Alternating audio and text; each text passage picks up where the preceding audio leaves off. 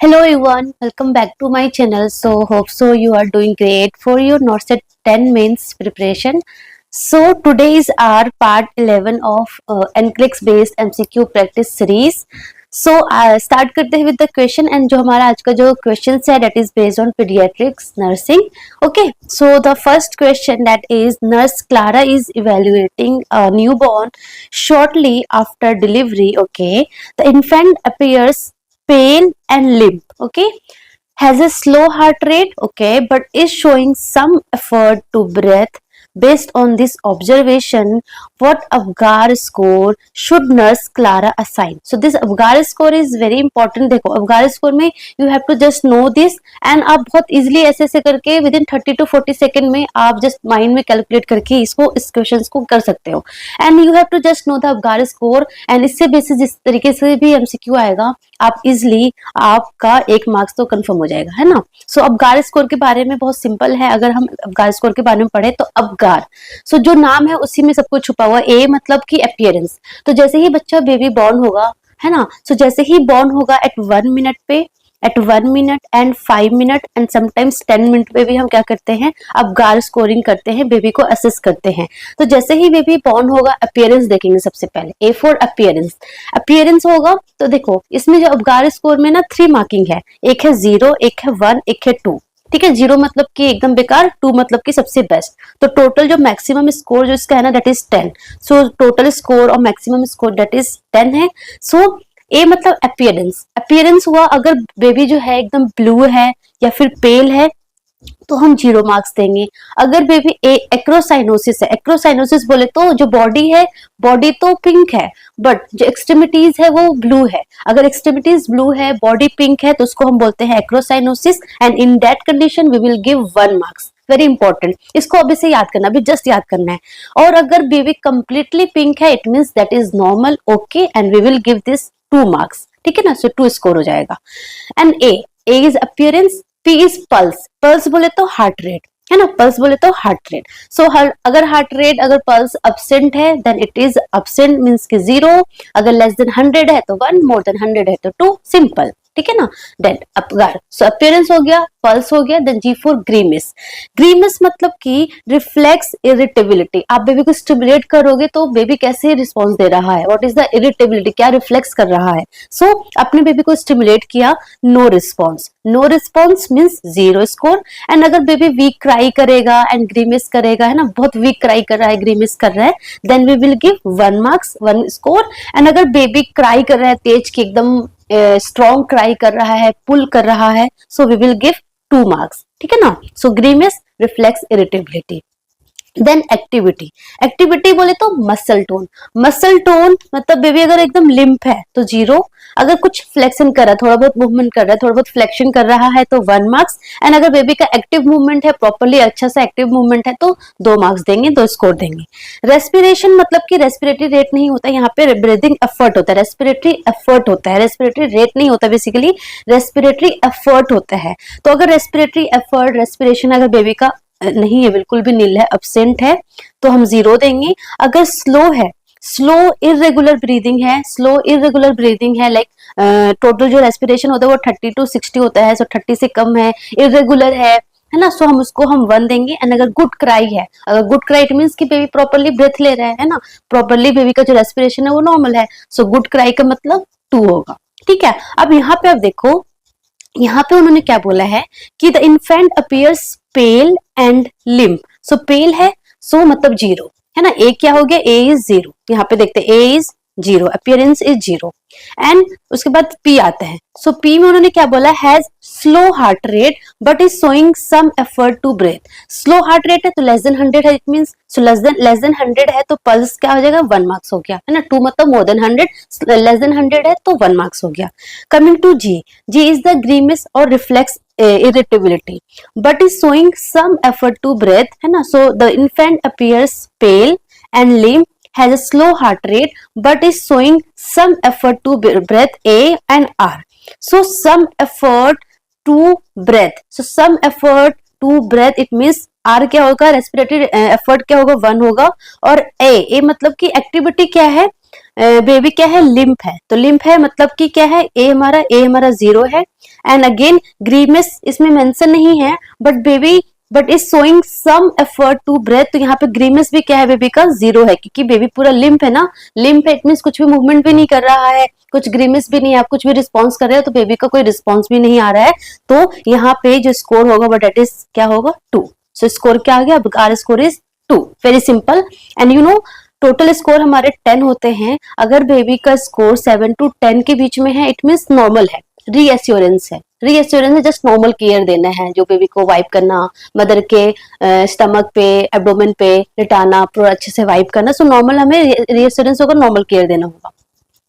अगर 4 to 6 के बीच में है तो मतलब कि थोड़ा सा मॉडरेट है, तो हमें यहाँ पे बेबी को थोड़ा स्टिमुलेट करना होगा, ऑक्सीजन सपोर्ट दे सकते हैं, सक्शन कर सकते हैं अगर सिक्रेशन है तो, सो दैट इज द 4 to 6। अगर लेस देन 3 है, 1 to 3 है, 0 to 3 है, अगर लेस देन 3 है it means you have to give immediate resuscitation, that is the emergency condition, और you have to give immediate resuscitation. तो यहाँ पे क्या है, 2 है, मतलब कि इमीडिएट रिससिटेशन देने की नीड है। ओके, अंडरस्टूड, ठीक है।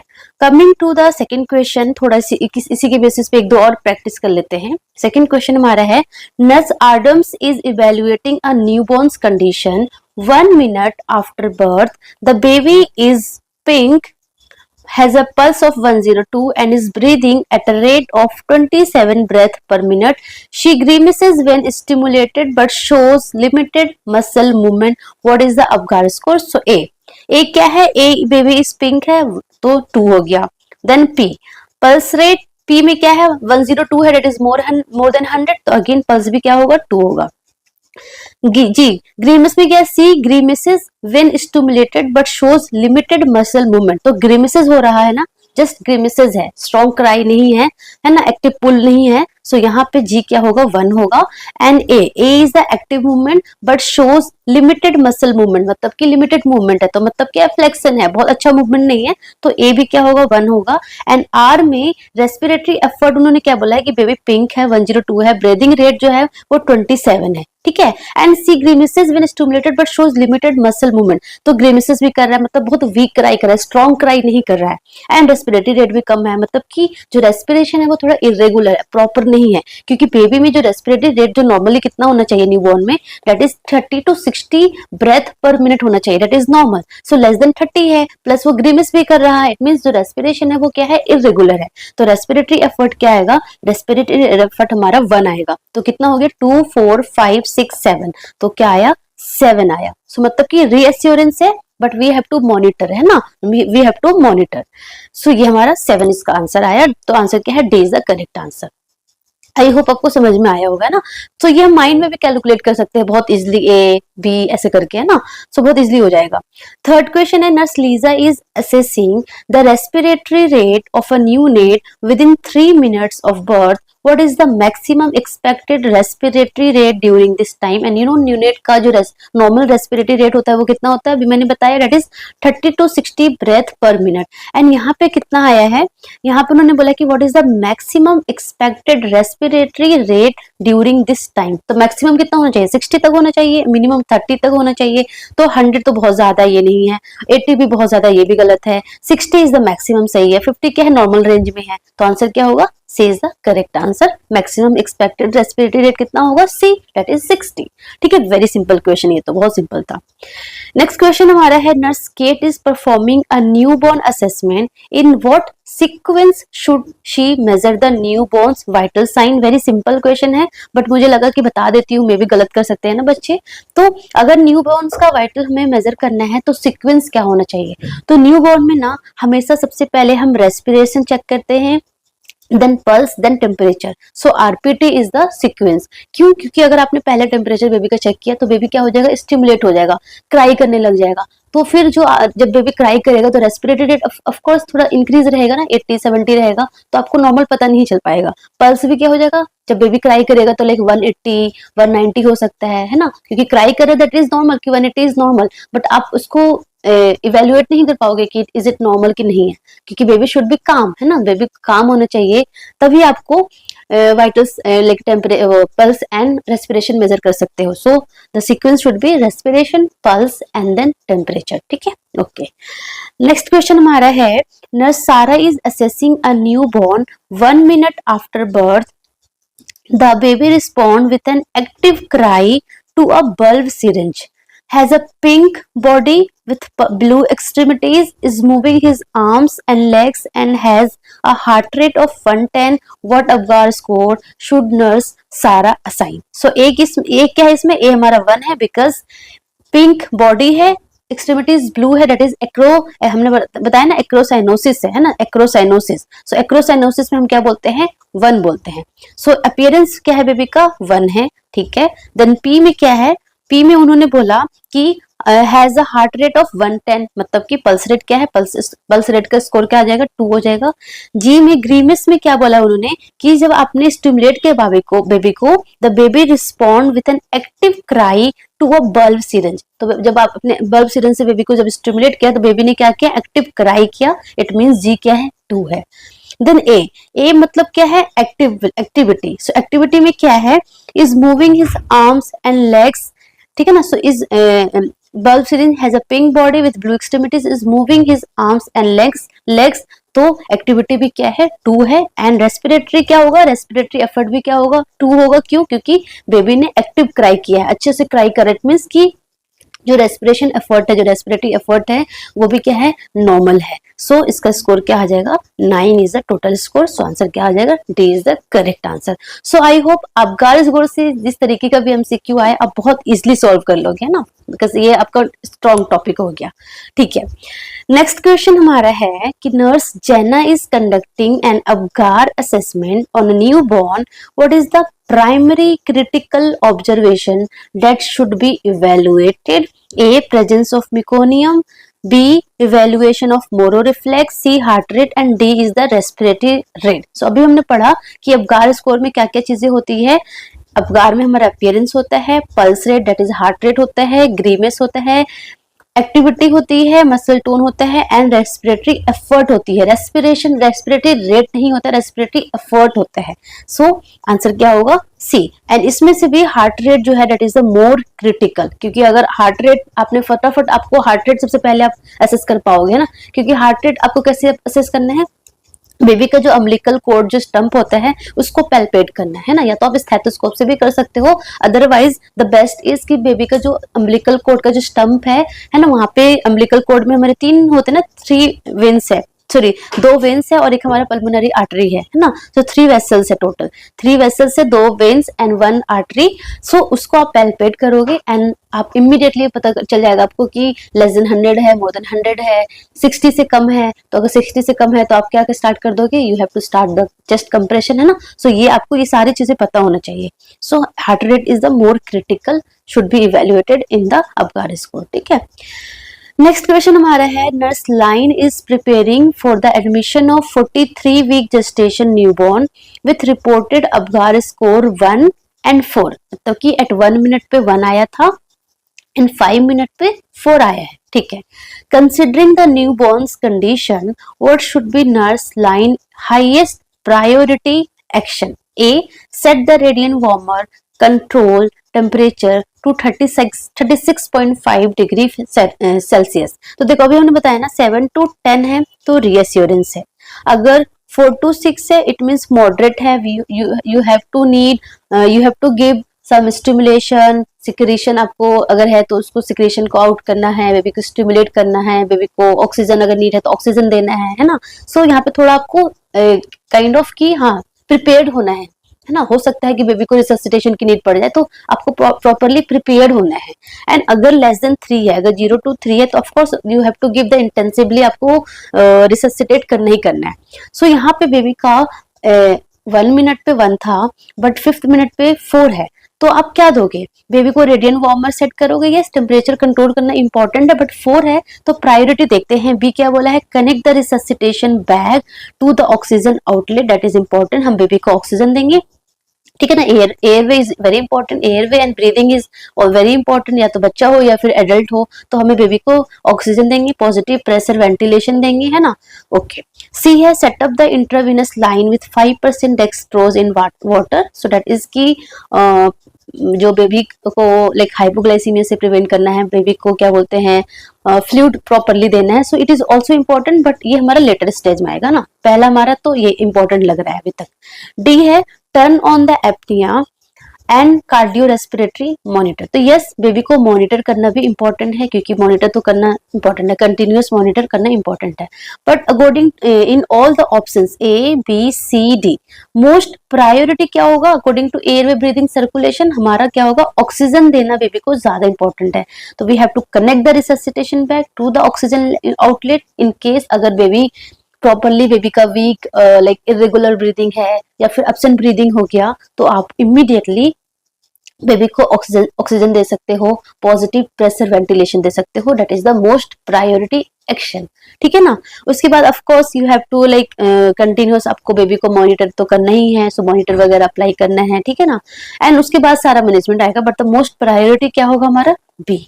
ठीक है, ओके। नेक्स्ट क्वेश्चन हमारा है within 3 minutes after birth the normal heart rate of the infant में range between that is 100 to 160 पर मिनट, है ना। ब्रेथ रेस्पिरेटरी रेट होना चाहिए 30 to 60 और पल्स रेट और हार्ट रेट होना चाहिए 100 to 160, ठीक है ना, सॉरी 120 to 160, सॉरी 120 to 160, तो आंसर क्या होगा, C is the correct answer. 120 to 160 is the normal range of heart rate of the infant, है ना। सो ये हमारा हो गया। एंड रेस्पिरेटरी रेट 30 to 60 होता है, ठीक है, बहुत सिंपल क्वेश्चन था ये। नेक्स्ट क्वेश्चन हमारा है nurse Tyler is reviewing the common range for a healthy newborns 1 minute Apgar score during staff meeting. What is considered a typical Apgar score for a newborn at 1 minute? So that is 7 to 10, है ना। 7 to 10 is reassuring और you can say normal। अगर 4 to 6 है तो मतलब कि moderate problem है, आपको चीजें रेडी करनी है। एंड अगर लेस देन 3 है तो आपको इंटेंसिव रिससिटेशन का नीड है। बेबी क्या है, बेबी बर्थ एस्फिक्सिया में है, बेबी लाइक सीरियस कंडीशन में है, ठीक है ना। सो ये आपको ये सिंपल क्वेश्चन था। ओके, नेक्स्ट क्वेश्चन हमारा है nurse Rachel is explaining a patient certain complication during delivery can lead to birth asphyxia. Okay, she mentioned that issues with a specific structure are often responsible. Which structure is she referring to? A umbilical cord, B placenta, C amniotic fluid and D endometrial lining. So देखो ये बहुत simple question है। सबसे पहले you have to know what is birth asphyxia. So birth asphyxia is a condition in which जो foetus है, foetus is not getting enough oxygen, foetus is not getting oxygen और blood supply either during delivery, before delivery, है ना, before during और after delivery, है ना। So foetus is not getting oxygen और blood supply before during और after delivery and because of that क्या होगा, बिकॉज ऑफ दैट होगा hypoxic ischaemic encephalopathy, very important, है ना। So birth asphyxia will lead to hypoxic ischaemic encephalopathy, क्योंकि brain को oxygen नहीं मिलेगा, ब्रेन को ब्लड नहीं मिल रहा, ऑक्सीजन नहीं मिल रहा, तो इंजरी स्टार्ट हो जाएगी, सेल डैमेज होने स्टार्ट हो जाएगा, ठीक है। सो अगर हम बिफोर की बात करें, बिफोर डिलीवरी, अगर बिफोर डिलीवरी तो बेसिकली प्लेसेंटा ज्यादा इंपॉर्टेंट है, क्योंकि प्लेसेंटा से ब्लड जा रहा है किसके थ्रू, अम्बिलिकल कोर्ड के थ्रू, कहाँ किसको जा रहा है, फीटस को जा रहा है। अगर प्लेसेंटा में प्रॉब्लम हुआ, जैसे कि प्लेसेंटा प्रेविया हो गया या फिर अब्रप्सियो प्लेसेंटा हो गया, टाइम से पहले ही प्लेसेंटा आउट हो गया, तो जो ब्लड है बेबी को नहीं गया, तो फिटल एस्फिक्सिया हो सकता है। अगर हम ड्यूरिंग बोले, ड्यूरिंग कॉम्प्लिकेशन बोले, तो ड्यूरिंग क्या हो सकता है, umbilical cord is the more important, क्योंकि क्या हो सकता है कि कोड प्रोलैप्स हो सकता है, अम्बिलिकल कोड प्रोलैप्स हो सकता है, या फिर क्या हो सकता है ये जो कॉर्ड है वो रैप हो सकती है ना, रैप हो सकती है बिकॉज ऑफ दैट, लाइक नक्कल कोड जिसको बोलते हैं, ठीक है ना।